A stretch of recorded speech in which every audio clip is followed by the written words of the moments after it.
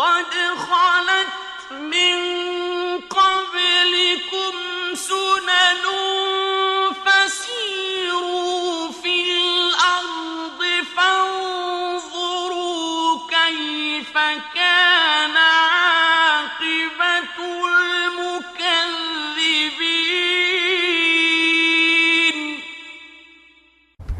بسم الله الرحمن الرحيم. السلام عليكم ورحمة الله وبركاته.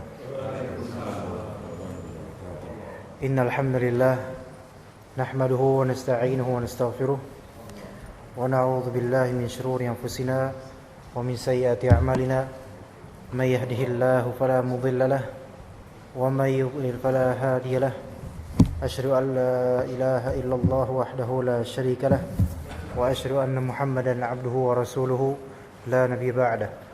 اللهم إنا نسألك علما نافعا rizqan thayyiba wa amalan mutaqabbala. Allahumma amin.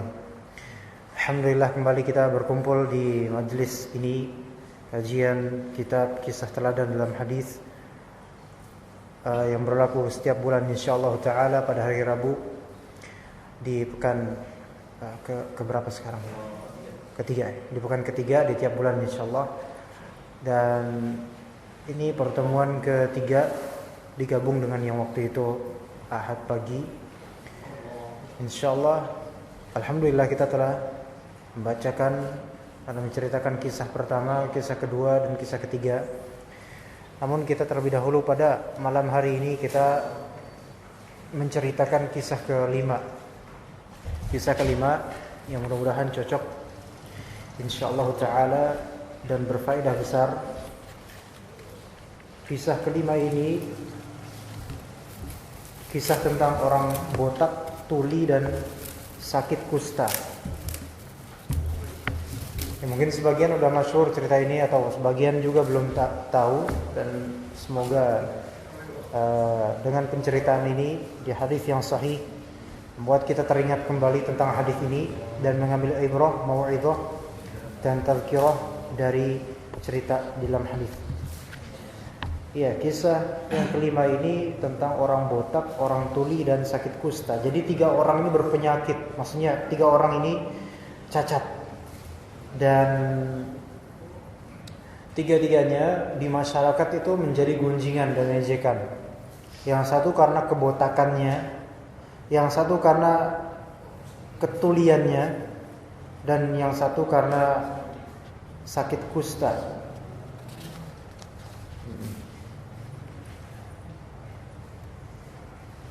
Sebenarnya bukan tuli Pak ya, tapi buta, bukan tuli. Ini salah judul di sini. Buta ya. Baik.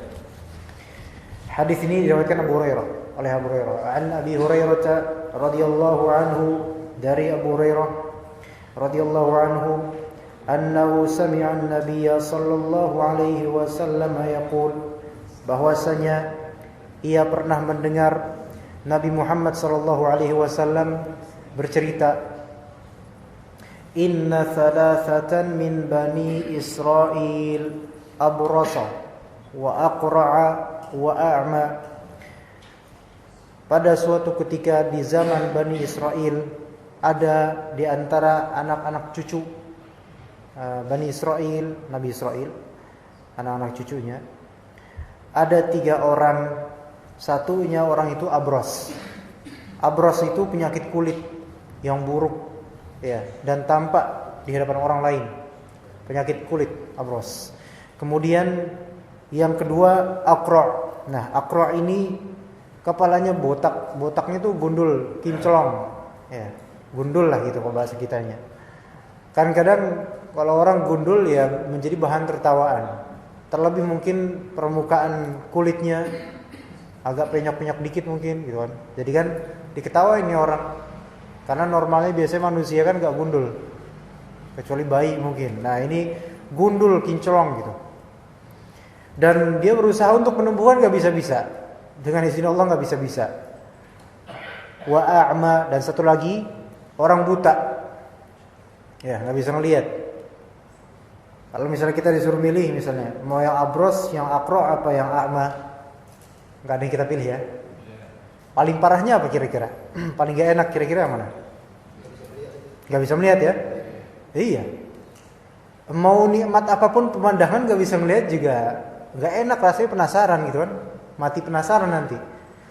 Tapi kalau misalnya masih kusta, ya emang gak enak. Gak enak banget. Cuma dia masih bisa melihat. Jadi, dan kemudian yang botak, paling ringan mungkin. Masih paling mending lah. Dibandingkan sampai gak bisa melihat. Ya, taib. Aradallahu ayyabtaliyahum. Allah Subhanahu wa taala ingin menguji mereka semua. Ya. Jadi ada 3 orang cacat ini, Allah pengen menguji mereka satu persatu. Faba'atha ilaihim malaka, maka Allah pun mengutus kepada mereka seorang malaikat. Ya, diutus oleh Allah taala seorang malaikat, dan ini mudah bagi Allah Subhanahu wa taala. Mengutus seorang malaikat, dan malaikat tersebut akan hadir nanti dengan wujud manusia biasa. Dengan wujud manusia biasa. Itu mungkin enggak? Mungkin. Mungkin enggak misalnya di zaman ini malaikat menjelma menjadi manusia biasa? Mungkin saja kalau Allah menghendaki. Tetapi kalau misalnya ternyata wujudnya manusia, kemudian ternyata dia menipu, ya pura-pura untuk menipu, maka ini bukan malaikat pastinya. Ini jin. Jadi jin pun bisa menjelma menjadi manusia, tetapi tidak semua jin. Nah, ini dengan kuasa dan izin Allah Subhanahu wa taala. Faba'atha ilaihim malaka, maka Allah taala pun karena ingin menguji mereka satu-satu, maka Allah utus malaikat kepada mereka. Fa'atal abrasa, maka malaikat tersebut pun pertama-tama mendatangi orang yang abros, yaitu menderita penyakit kulit yang buruk. Faqal, maka malaikat itu pun bertanya pada penderita penyakit kulit itu. Ayyu syai'in ahabbu ilaik? Kamu, apa sih hal yang paling kamu dambakan selama ini? Yang paling kamu suka itu apa? Jawabnya dia, launun hasan wa jildun hasan wa yadhhabu anni alladhi qad qadhiranin nas. Ya, Mas, yang pengen saya dambakan selama ini itu launun hasan, yaitu warna yang bagus, warna kulit maksudnya. Ini lihat warna saya coba kayak gini. Kemudian wajildun hasan, dan kulit yang bagus, lihat kulit saya kayak gini, kena penyakit gatal-gatal, kusta. Wa yadhhabu anni alladhi qad qadhiranin nas, dan saya tuh pengen pergi segala sesuatu yang orang-orang menggejek saya karena itu. Itu nih penyakit ini, saya pengen sembuh nih. Apa kulitnya bagus, kemudian warnanya bagus, kemudian hilang penyakitnya. Famasahahu fadhahaba anhu qadaruhu, maka malaikat yang menjelma menjadi manusia dengan izin Allah itu mengusap dia. Mungkin mengusap bagian yang sakit atau mengusap mana, yang penting diusap lah pokoknya. Fadhahaba anhu qadaruhu, maka hilanglah penyakit dia tiba-tiba. Nah, ini dengan izin Allah bukan? Dengan izin Allah. Mudah bagi Allah. Ya, Nabi Isa alaihi salam membebaskan orang dari penyakit buta dan lain-lain.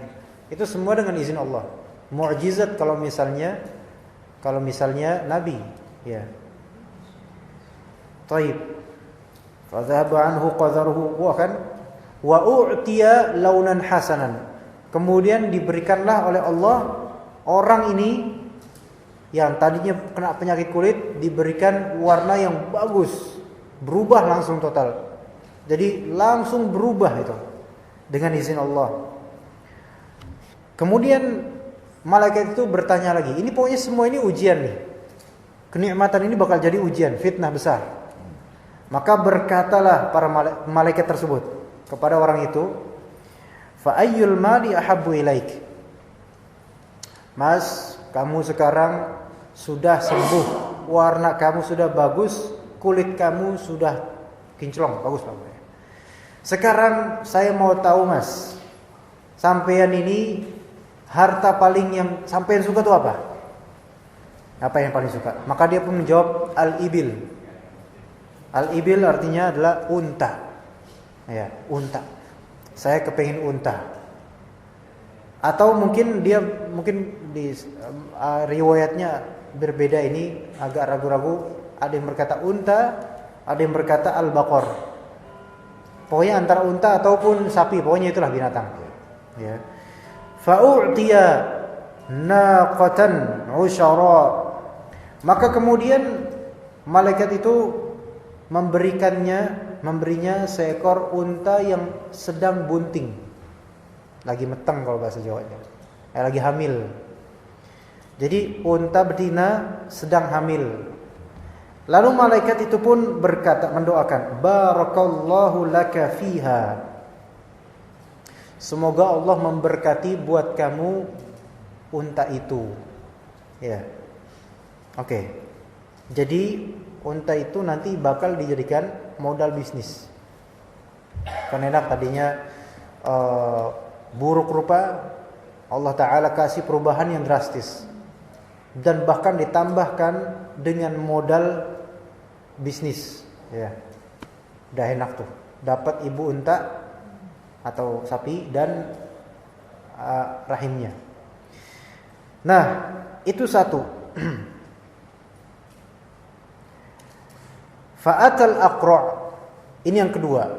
Maka kemudian malaikat itu pun pergi menuju ke al-aqra', si botak. Ya, yang mendambakan selama ini tumbuhnya rambut di kepala, tapi enggak jadi-jadi dengan izin Allah. Faqal. Nah, ketemu si botak itu. "Hai kamu, Mas botak," gitu. "Ayyu syai'in ahabbu ilaika?" Kamu kepengin apa? Yang selama itu kamu damba-dambakan itu apa? Maka kata Pak botak itu, "Sya'run hasan wa yadhhabu anni hadzal ladzi qadhirani nas." Saya tuh cuma pengen satu ini yang selama ini saya tuh pengen banget, yaitu rambut yang bagus, udah itu. Dan juga kemudian ini pokoknya hal yang membuat orang-orang ngejek saya tuh hilang lah pokoknya. Itu rambutnya nggak ada kan. Orang-orang kalau ngeliat dia ngejek dia, botak, gundul gitu. Nah, pokoknya saya pengen normal lah kayak orang gitu loh, punya rambut. Ini saya mulus banget nih sekarang. Nah, kemudian famasahahu, malaikat itu pun mengusapnya, mungkin mengusap kepalanya kali ya. Fadhahaba anhu, maka hilanglah penyakit mungkin di kepalanya. Wa u'tiya sya'ran hasana, maka diberikanlah oleh Allah dengan melalui perantara malaikat itu sya'ran hasana, rambut yang bagus dikasih. Qal, maka berkatalah malaikat itu, udah satu dikasih nih, keenakan nih, indah nih. Satu lagi sebagai ujian. Fa ayyul mali ahabbu ilaika? Hai kamu, kan sekarang udah punya rambut. Kira-kira apa sih harta kepemilikan yang kamu tuh pengen selama ini? Maka dijawab oleh dia al-baqar. Yang ini jawabannya sapi. Saya kepingin sapi. Kalau yang satu tadi sebelumnya mungkin unta ya. Yang ini sapi, ya udah dibedain, yang tadi unta, yang ini sapi. Saya pengen sapi. Fa'utiya baqaratan hamila. Maka kemudian Allah Ta'ala pun memberikannya seekor sapi yang juga sedang bunting. Ya, sedang hamil. Oke, alhamdulillah. Maka malaikat itu pun berkata, barakallahu laka fiha. Maka semoga Allah Ta'ala memberkati buat kamu sapi itu. Dua selesai. Sudah selesai, malaikat itu pun pergi. Kemudian dengan tugas dari Allah beralihlah ke orang ketiga. Fa'atal a'ma, maka datanglah malaikat tersebut ke orang buta. Ya, orang buta nggak bisa ngelihat. Ya, assalamualaikum, waalaikumsalam. Di mana kamu? Nggak bisa ngelihat. Pokoknya gitulah terjadi. Faqala, lagi ngobrol-ngobrol di tengah percakapan, ayu syai'in ahabbu ilaika? Wahai Pak buta, kamu selama ini mendambakan apa? Maka berkata dia, ayyuruddallahu ilayya basari fa ubsirun nas. Saya cuma kepengen satu, Pak. Allah Ta'ala mengembalikan penglihatan saya. Ya, sehingga saya tuh bisa ngeliat orang. Nih saya sampean saja saya nggak tahu siapa. Ngelihat aja bentuknya saya nggak ngerti gitu kan. Lah, saya tuh kepengen tuh ngeliat orang lah pokoknya lah. Pokoknya ngeliat kayak normal gitu. Maka famasahahu, dia diusaplah itu. Mungkin matanya diusap. Faraddallahu ilaihi basarahu, maka Allah pun mengembalikan kepadanya penglihatan dia. Qal, udah kan? Udah. Wah, alhamdulillah gitu. Masih belum, masih ada lagi satu pertanyaan buat kamu. Fa ayyul mali ahabbu ilaika? Harta apa, Mas? Pak, yang kamu penginkan selama ini? Maka dia pun berkata, al-ghanam, kambing. Fa u'tiya syatin walidan. Ya, maka kemudian diberikan semacam ghanam atau syat, semacam domba yang akan melahirkan. Fa antaja hadzani wa walada hadza. Maka kemudian pokoknya semuanya itu nanti bakal beranak itu. Dan yang pertama tadi orang kena penyakit kusta sembuh dapat onta. Kemudian ontanya melahirkan dan seterusnya. Lahir dan seterusnya pokoknya. Kemudian yang satu lagi yaitu bakor, sapi, tumbuh ya. Kemudian yang ini yang buta ini, mantan orang buta ini mendapatkan kambing paling kecil. Nah, setelah itu fakana li hadza wadin minal ibil. Untuk satu orang yang pertama tadi, yaitu orang yang mantan kena penyakit kusta, itu ada wadin minal ibil. Dia punya satu lembah dari unta. Allah berkahi itu. Banyak loh, banyak. Belum tentu sih Allah bukan berarti mesti berkah, enggak. Tapi yang penting Allah Ta'ala berikan banyak loh. Ya, diusahakan, dijadikan ladang usaha sampai dia punya peternakan unta sampai satu lembah, masya Allah. Kemudian juga walihada wadin minal bakor. Untuk yang mantan orang yang kedua itu orang botak ya. Itu juga satu lembah dari diisinya cuma sapinya doang. Punya dia itu, harta semua itu. Kalau sekarang Pak, kita punya satu lembah, enggak usah sapi lah, satu lembah ayam aja udah senang kita kan. Lah ini kambing, ini sapi, unta lagi yang paling tinggi unta terus, itu pastinya kan. Kemudian wa utiya hadza fakana li hadza wa li hadza wadin minal ghanam, dan yang tadi mantan orang buta mendapatkan atau sampai investnya sampai satu lembah ghanam. Nah, sekarang kan udah tuh bermasa-masa itu kan menumbuhkan itu semua butuh bertahun-tahun. Nah, butuh bertahun-tahun. Udah dah jauh lama, akhirnya malaikat yang pertama kali mendatangi mereka datang lagi. Tsumma innahu atal abrasa fi suratihi wa hayatihi. Kemudian malaikat tersebut ya ditugaskan lagi sama Allah mendatangi pertama kali si abros, yaitu yang pertama kali dulu bertahun-tahun lalu kena penyakit kusta.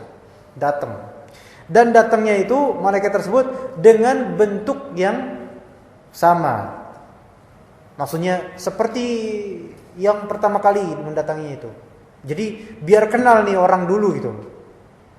Kan waktu abros itu si abros mantan penyakit kusta itu ngelihat orang itu, ngelihat malaikat, dan dia nggak tahu mungkin itu malaikat.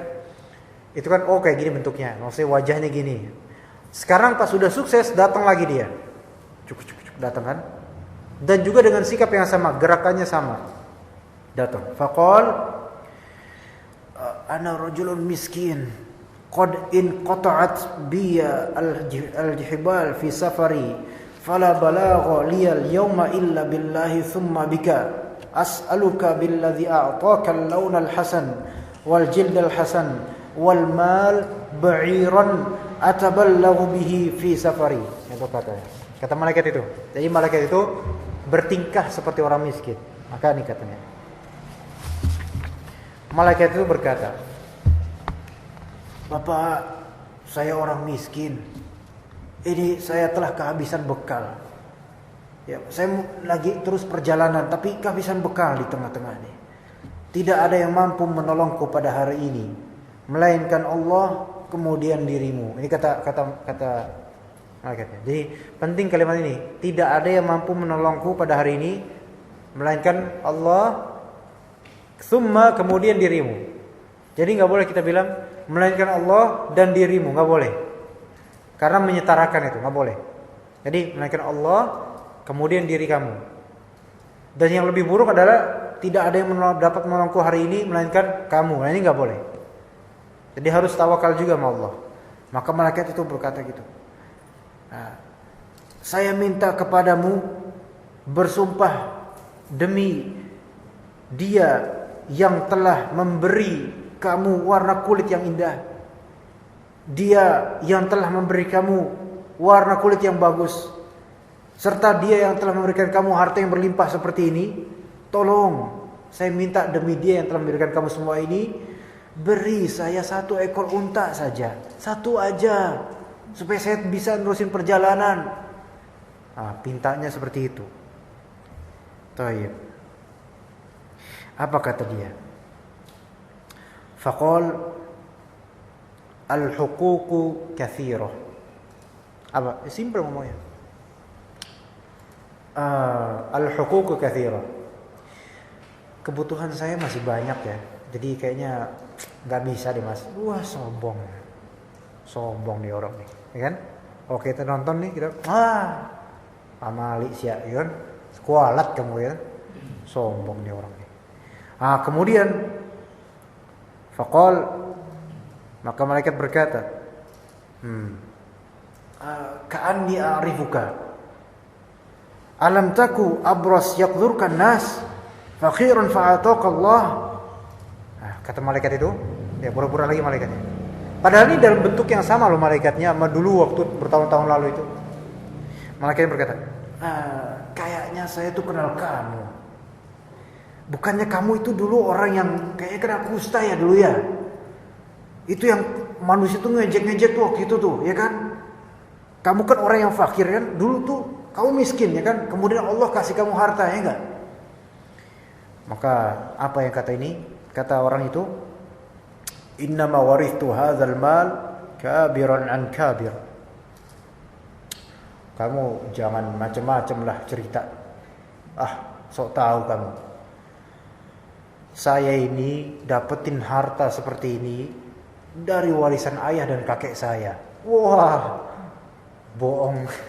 Udah sombong, bohong lagi ya. Setelah itu malaikat ya bilang ini, in kunta kadziban fasayyarakallahu ila ma kunta. Kalau kamu berdusta, wahai anak muda, semoga Allah mengembalikan keadaan kamu seperti semula. Udah, cering. Allah Ta'ala hancurkan itu nantinya. Ya kan? Akibat apa? Kufur nikmat. Orang kufur nikmat pasti hasilnya sombong. Dan orang yang sombong demi mempertahankan ketinggian dirinya, dia bakal berpotensi bohong. Ya, kayak gitu. Orang kalau udah menjabat itu kan banyak yang tukang bohong. Ya. Padahal dulunya bawahnya pas waktu dulunya, wah, minta-minta dan seterusnya. Tapi kalau udah di atas sombong. Ya, dulu rakyat misalnya sombong. Ya, enggak kenal masa lalunya. Nah, ini seperti ini nih. Kalau yang kayak gini takutnya dibalikin sama Allah. Kecuali kalau misalnya di tengah perjalanan dia sadar, ini saya dulu kayak gini sebenarnya. Nah, nanti ada ceritanya lagi nih. Itu yang tadi contohnya nih, peringatan buat kita masing-masing. Ya, termasuk misalnya anak yang di sini. Dulu kita belajar capek-capek, minta sama ustadz dan sebagainya. Jadi nggak ada satupun dari kita yang boleh sombong sama sekali. Siapapun kita. Itu pertama. Wa atal aqra'a fi suratihi wa hayatihi. Maka kemudian malaikat itu sudah tunai tugasnya dari orang pertama, Sekarang yang kedua, mendatangi mantan si botak. Nah, dengan gaya yang sama, setelan yang sama, maksudnya gambaran yang sama dirinya. Faqala lahu mithla ma qala li hadha, maka dia pun sama ngomongannya sama kayak omongan buat orang pertama. Bapak, ini saya kesulitan buat nerusin perjalanan. Saya minta sapinya satu aja lah buat modal. Wa radda alaihi mithla ma radda hadha. Lah, mantan orang botak ini menjawab seperti jawaban mantan si penyakit kusta itu. Sama. Ya, kebutuhan saya banyak, Mas. Alah, antum cari yang mama yang lain lah. Padahal bakornya, yaitu sapinya satu lembah, minta satu tok gitu loh, satu aja enggak. Kebutuhan saya banyak, hak belum terpenuhi lah. Udah cari yang lain aja dah, gitu kan. Masya Allah, kan orang yang paling kaya di situ. Nah, kemudian kan dibilang sama malaikatnya, seperti bilangan yang tadi sebelumnya, yaitu kayaknya saya kenal kamu deh. Dulu itu kamu itu kan yang botak itu lah. Kamu botak dulu, diejek-ejek sama orang, miskin lagi. Udah nggak punya rambut, nggak punya harta pula. Nah, kayak gitu bilang, nggak, saya bukan kayak gitu. Ini semua harta dari bapak saya. Wah, masya Allah, sombongnya. Maka berkatalah malaikat itu, in kunta kadziban fasayyarakallahu ila ma kunta. Kalau kamu bohong, wahai anak muda, semoga Allah kembalikan kamu ke keadaan semula kamu dulu, jadi botak lagi, miskin lagi. Pergi langsung. Ya udah, kena kutukan dah habis itu sama Allah. Baik. Final. Wa atal a'ma, maka datanglah malaikat itu ke a'ma fi suratihi wa hayatihi, dengan gambarnya persis dan lagaknya juga persis. Faqala, maka berkatalah malaikat yang menjelma itu, ana rajulun miskin wa ibnu sabil in qata'at biyal hibalu fi safari fala balagha liyal yawma illa billahi thumma bika as'aluka billadhi radda 'alaika basarak syatan atabalaghu biha fi safari. Apa katanya? Katanya begini, saya orang miskin, saya Ibnu Sabil. Ibnu Sabil itu kalau terjemahan harfiah itu anak jalanan, tapi bukan maksudnya Ibnu Sabil anak jalanan yang ngamen-ngamen itu, bukan. Maksudnya orang lagi safar mungkin kesasar, atau orang lagi safar kehabisan bekal, itu namanya Ibnu Sabil. Itu boleh diambil harta zakat buat dia itu. Sedekah sunnah, bagus. Baik, saya ini kehabisan bekal, miskin, ya saya Ibnu Sabil, orang sedang berjalan jauh, kehabisan bekal, pengen lanjutin perjalanan, gak punya apa-apa saya, Pak. Tidak ada yang bisa menolongku melainkan Allah, kemudian kamu. Saya minta dong sama kamu, demi dia, demi Allah yang telah mengembalikan penglihatan kamu, saya minta satu kambing aja. Kan itu kan orang buta, mantan orang buta itu udah sehat, gagah, punya kambing satu lembah. Saya minta satu aja lah, supaya saya bisa nerusin perjalanan. Ya bukan untuk dikendarai, bukan. Mengendarai kambing sampai perjalanan nggak mungkin. Tapi untuk dijual mungkin kan. Baik. Nah, maka qala, orang itu, mantan orang buta itu berkata, dia mikir-mikir. Dia nggak peduli nih siapa orang depannya nih, mikir dulu nih, langsung mikir tentang dirinya. Qad kuntu a'ma, faraddallahu ilayya basari. Bapak yang miskin ini, dengerin loh. Saya itu, mungkin dia lupa sama orang ini, lupa. Ya mungkin compang-campingnya itu membuat dia lupa. Pak, saya ingat dulu saya ini buta. Kemudian Allah yang telah mengembalikan penglihatan saya dulu bertahun-tahun lalu. Saya dulu tuh buta, miskin. Kita kalau udah buta, miskin, gak punya duit, itu udah apa sih mau hidup gitu kan? Tapi Allah kembalikan itu hidup. Mata lah saya bilang, lihat lagi, duit apa harta saya punya. Setelah itu saya investkan, alhamdulillah seperti ini. Maka dia lanjutkan begini, masya Allah. Fakhudh ma syi'ta, wada' ma syi'ta. Sekarang kalau gitu sebagai rasa syukur saya, Bapak ambil, terserah Bapak mau berapa. Dan kalau Bapak mau tinggalin terserah Bapak. Pokoknya ambillah, mau 1 lembah juga silahkan. Karena sebenarnya ini bukan punya saya, titipan dari Allah ya. Nah, maka katanya, fa wallahi ma ajhadukal yaum bi syai'in akhadtuhu lillahi azza wa jalla. Maka kata dia, ya tadi ambillah Pak, semau Anda, sampean mau berapa, ambil. Mau disisain juga silakan.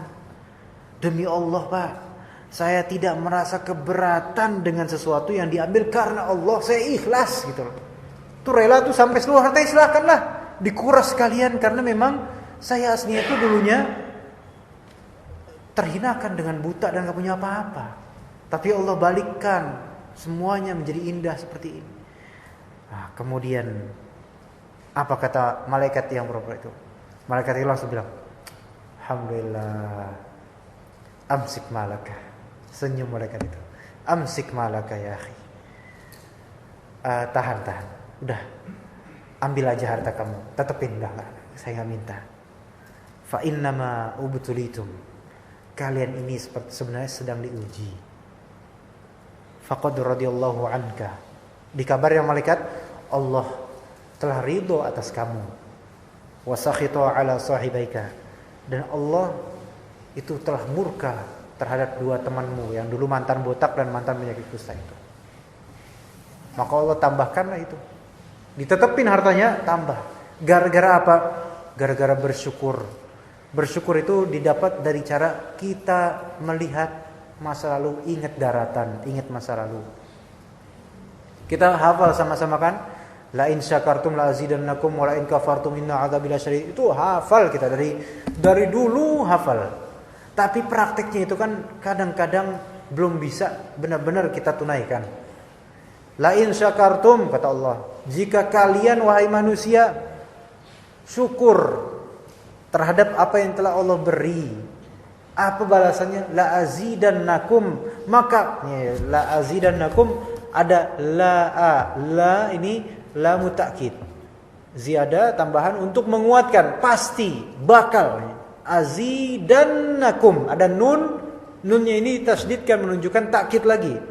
Jadi ada double penguatan dalam kalimat la azidannakum, la dan nun ini. Yaitu pasti benar aku tambahkan. Itu kata Allah. Jadi tadi kan ada la in syakartum, kamu sekali bersyukur aja, la azidan, la di sini bukan la tidak, artinya bukan, tapi akan benar-benar. Azidannakum ditakkid, benar-benar. Jadi benar-benar akan aku tambahkan buat kalian. Tapi kemudian sebaliknya, wala in kafartum, dan kalau kalian kufur, ya, kufur ini bukan maksudnya kufur kafir, keluar dari Islam, bukan. Kufur nikmat maknanya adalah jahdun nikmah, yaitu tidak mengakui nikmat dari Allah, lawan dari syukur. Seperti 2 orang tadi, ya, ketika disebut oleh malaikat itu kan nikmat dari Allah semuanya itu. Dia bilang, oh ini semua hasil usaha saya, susu saya. Ini kan iblis banget itu. Iblis ya. Saya. Ini hasil dari kerja saya ini. Masya Allah. Beda sama orang buta tadi. Langsung ingat dia, oh iya ini saya bukan, saya mah apa tuh gitu kan dulunya. Langsung ingat Allah. Wala in kafartum, kalau kalian kufur terhadap nikmat, Allah Ta'ala tidak menyebutkan apa-apa selain inna azabi lasyadid. Sesungguhnya azabku keras. Allah tidak menyebutkan bakal aku kurangi, enggak nyebutin ini. Jadi hati-hati nih. Bisa jadi ada orang kufur nikmat, tapi dia terus kedapatan kenikmatan. Tapi tunggu, inna azabi lasyadid.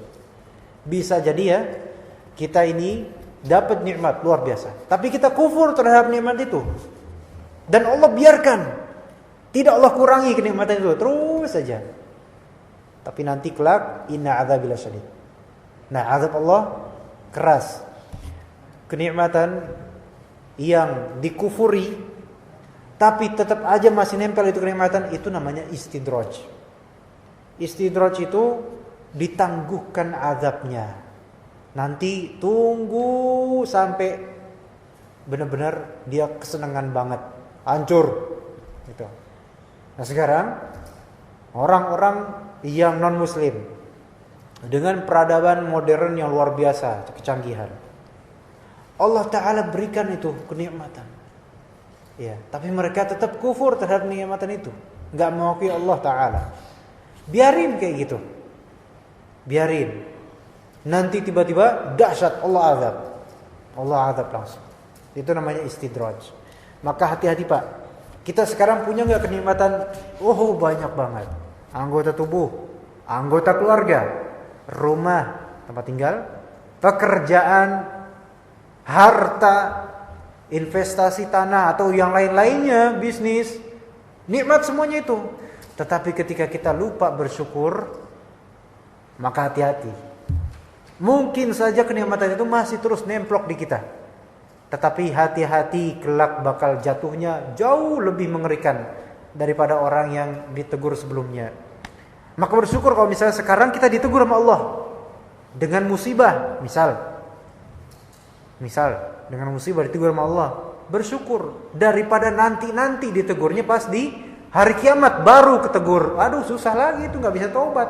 Kalau sekarang masih bisa, alhamdulillah. Ya. Ada dua orang.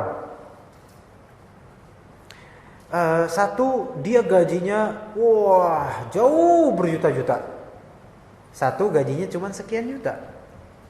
Tapi ternyata yang berjuta-juta ini keluarganya sakit, ininya wah cepat habisnya. Dan yang cuma sekian juta dikit ini itu tetap konsisten enak hidupnya. Enggak ada pikiran macam-macam. Masalah di mana ini? Ada masalah berarti. Di mana masalahnya? Di keberkahan juta-jutaan itu. Beda. Jadi jangan kira Pak, ketika misalnya kita korupsi waktu di pekerjaan, itu mungkin nominal slip gaji dari atasan kita ya sama dengan kita kerja full. Nah, tetapi keberkahannya itu beda. Misal gaji kita berapa? 5 juta. Misal aja. Tapi 5 juta. Tapi saya 2 hari tiap minggu ya pekan 2 hari itu selalu pulang tanpa izin dari awal. Pulang tanpa izin lebih awal. Ya, korupsi waktu. Itu nominalnya sama nanti, gajinya sama dengan orang yang full. Secara nominal sama. Tapi secara kualitas kedepannya beda.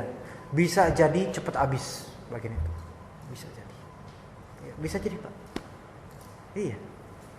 Nah jadi keberkahan itu tidak berpatuk pada nominal seringkali. Melainkan keberkahan itu terpatuk pada qanaah kita, cukup syukurnya kita. Itu. Keberkahan di situ biasanya. Bukan di nominal semata. Makanya ada seorang ulama ya. Ulama ini didatangi oleh seorang pegawai. Curhat pegawainya ini.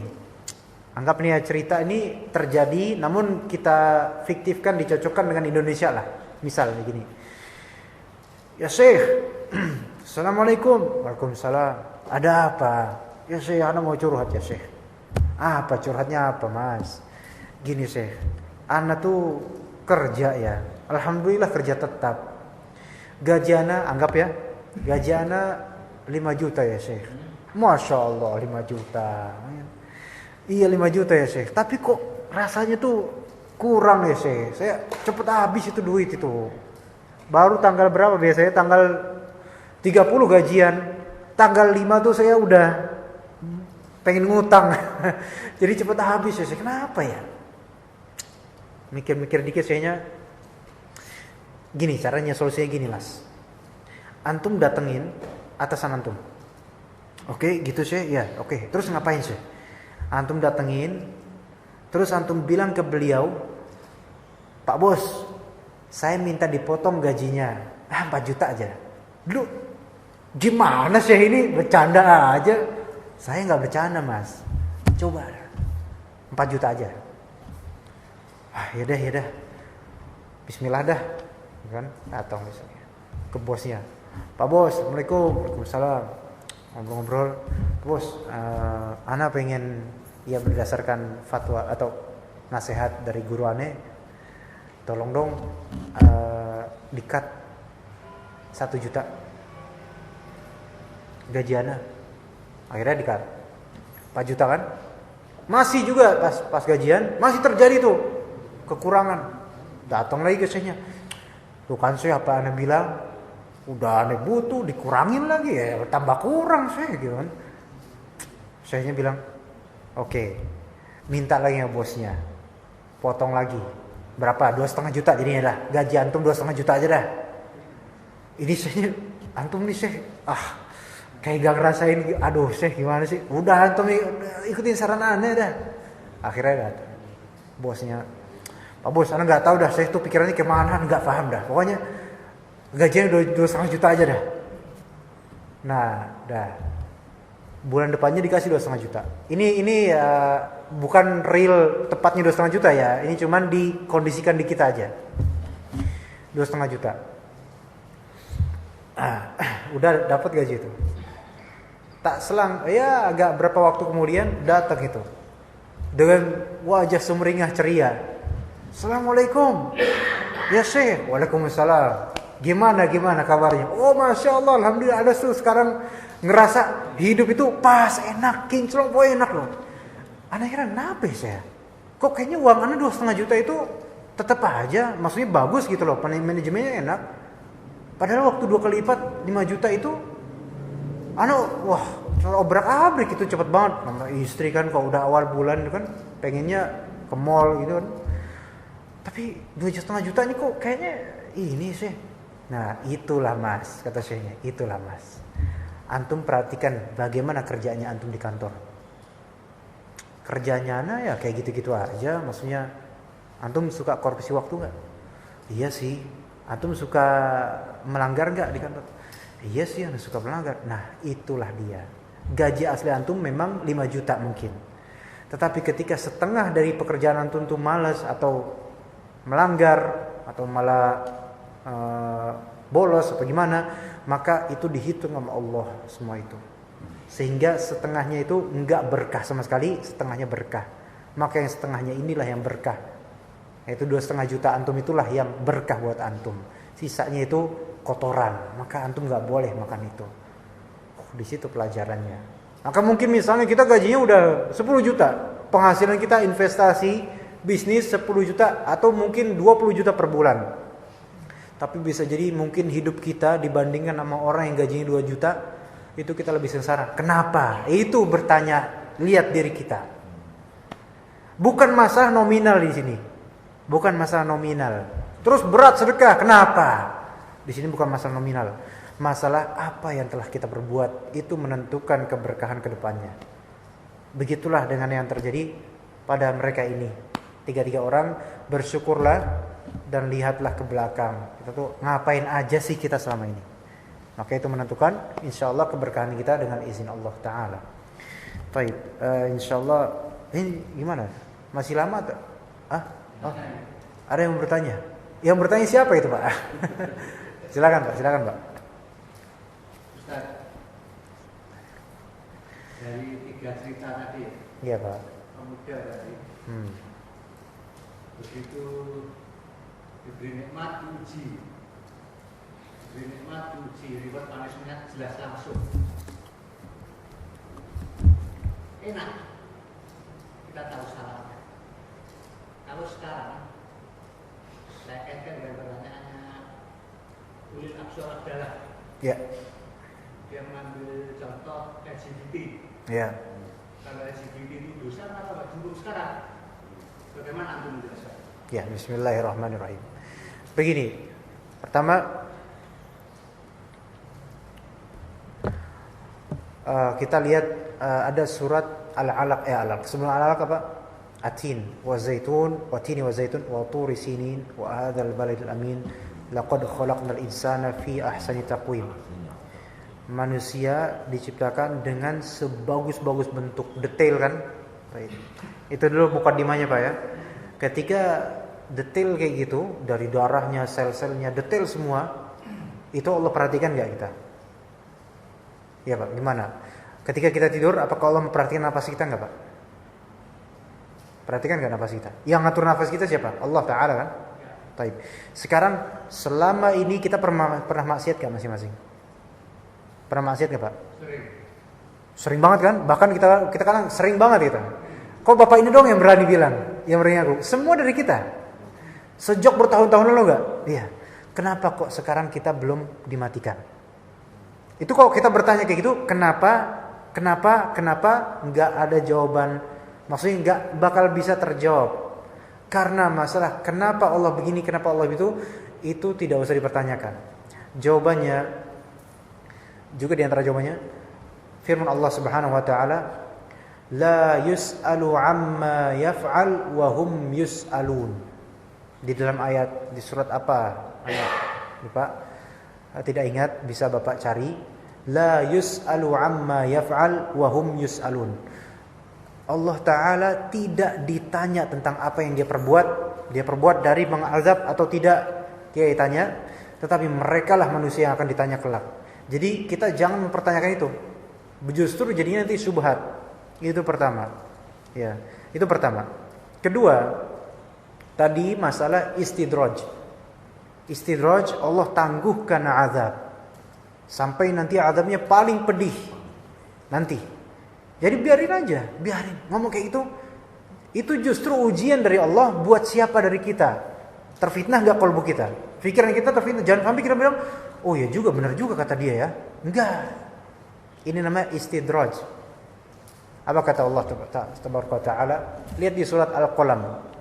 Sanastadrijuhum min haitsu la ya'lamun. Wa umli lahum inna kaidi matin. Kata Allah Ta'ala, sanastadrijuhum, maka kami akan istidrajkan mereka, kami akan tangguhkan mereka azab min haitsu la ya'lamun, dari sisi yang mereka tuh tidak ketahui. Bapak yang tersebut, yang tadi Bapak sebutkan, ketika dia mengatakan itu, biarin, kita perserahkan urusan ke Allah Ta'ala. Kita ingat imani firman Allah, sanastadrijuhum min haitsu la ya'lamun. Bahwasanya Allah berikan istidraj, penangguhan terhadap orang-orang seperti ini sampai nanti di sisi yang mereka tuh enggak sangka-sangka. Wa umli lahum, dan Allah dikte mereka, biarin gitu. Terus. Ayo terus aja. Inna kaidi matin. Kata Allah Ta'ala, sesungguhnya makarku, yaitu tipuan dariku, itu sangat kuat sehingga mereka tuh enggak sadar telah tertipu. Karena apa? Mereka sebenarnya berusaha menipu kaum muslimin. Dan Allah Ta'ala mempunyai makar dan tipuan yang lebih mengerikan daripada mereka untuk membalas mereka. Iya. Juga surat At-Tariq. Akhirannya gimana Pak? Akhirannya gimana? Wa akidu kaida. Ya kan? Famahilhum ruwaida. Nah, ini innahum, orang-orang kafir dan yang sejenis ini, yakiduna kaida, memberikan tipuan. Ini sebenarnya pertanyaan seperti ini, mempertanyakan kalau misalnya LGBT dia terkutuk dalam agama, kaum Sodom dan semacamnya, kenapa ini enggak diazab negeri ini? Kenapa enggak diazab? Nah, kenapa enggak diazab? Pertanyaan ini sebenarnya kait, tipuan. Innahum yakiduna kaida. Mereka ini sebenarnya mau menipu, suatu penipuan. Nah, orang-orang yang hatinya lemah, imannya dikit atau nggak ada imannya, tertipu dengan pertanyaan ini. Maka bilang, ya juga ya, kenapa kok nggak diadab kita? Itulah yang terjadi di zaman-zaman dahulu dari para nabi, kaum-kaumnya nabi. Iya, menantang mereka. Ya, kemudian kata Allah, wa akidu kaida, dan aku bisa menipu dengan suatu penipuan. Famahilhum ruwaida. Mahil artinya mahil, yaitu biarin sebentar, nanti juga bentar lagi nanti akan hancur itu. Iya. Kenapa Ustaz enggak ke wa makan Allahu liyu'adzibuhum wa anta fihim wa makan Allahu Liyu'adzibahum ya yastaghfiru. Ya, itu bisa juga karena masih ada sisa-sisa orang yang memang di negeri ini masih mendakwahkan menentang mereka. Masih itu sebagai bentuk rahmatnya Allah Ta'ala. Bapak kalau misalnya di Android ada kitab Musnad Imam Ahmad gak Pak? Kalau misalnya ada sebab kapan Allah azabkan, Allah umumkan, yaitu umumkan semua kena azab, ada sebabnya. Di hadis riwayat Abu Bakar radhiyallahu anhu, insyaallah saya bacakan bentar di Musnad Imam Ahmad. Bismillah. Ada sebabnya Pak. Sampai kapan ini? Nanti azab tersebut sampai nanti kita tunggu azab tersebut nih. Rasulullah SAW bersabda, Innan nasa idza ra'awul munkara falam yunkiruhu awshaka an ya'ummahumullahu bi'iqabih. Hadis Musnad Ahmad, hadis kedua. Sesungguhnya manusia jika mereka melihat suatu kemungkaran dan mereka tidak mengingkarinya, maka Allah Ta'ala, ditakutkan Allah Ta'ala akan menimpakan siksa kepada mereka semua walaupun ada orang berilmu di situ. Jadi jika ada orang berilmu diam terhadap ini semua, diam, maksudnya enggak melawan walaupun dengan lisan, diam. Mungkin enggak enakan atau sudah dibayar. Ini Allah Ta'ala akan umumkan azab, semuanya kena azab. Makanya ada desa kena azab, tapi kok Jakarta belum kena ya? Karena di Jakarta alhamdulillah masih ada dai-dai yang berusaha insyaallah men-solving problem umat dalam hal ini. Dan juga mungkin di antara ada antum yang beristighfar dan meminta ampunan. Tapi jangan merasa aman. Tetap ini adalah istidraj buat mereka. Takutnya kita juga kena nanti. Na'udzubillah. Mereka ini anak-anak buah Dajjal, Pak. Ketika Dajjal itu makarnya kuat banget dan mereka ini kroco-kroconya. Makanya berlindung lagi pada Allah Ta'ala itu semua. Kita tutup dengan doa kafaratul majlis. Terima kasih atas kedatangan antum semua dan penyimpakannya. Semoga ilmu berkah. Subhanakallahumma bihamdika asyhadu an la ilaha illa anta astaghfiruka wa atubu ilaik. Wassalamualaikum warahmatullahi wabarakatuh.